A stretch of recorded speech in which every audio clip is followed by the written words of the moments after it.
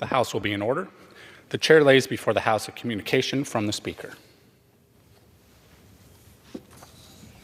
The Speaker's Rooms, Washington, D.C., September 16, 2024. I hereby appoint the Honorable Adrian Smith to act as Speaker pro tempore on this day.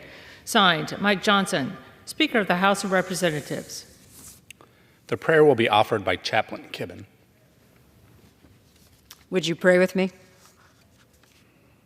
Merciful God, time and again we ask you to deliver us from evil, not realizing that deliverance does not always mean you offer us an escape, but rather the strength to withstand it and the courage to stand against it. From whatever form of evil we encounter this day, a biting word, a mean-spirited exchange, attacks on our sense of safety and security, the obfuscation of truth, Lord, deliver us. Grant us the strength, the courage, and the wisdom to know it when we see it, and the resilience to not let ourselves be overcome by it.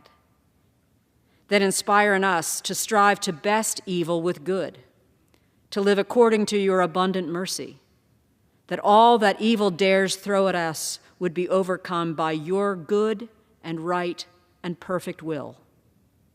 For thine is the kingdom, and the power, and the glory forever. Amen. Amen. The chair has examined the journal of the last day's proceedings and announces to the House the approval thereof. Pursuant to Clause 1 of Rule 1, the journal stands approved. The chair will lead the House in the Pledge of Allegiance. Please join me. I pledge allegiance to the flag of the United States of America and to the republic for which it stands, one nation, under God, indivisible, with liberty and justice for all. The chair lays before the House a communication.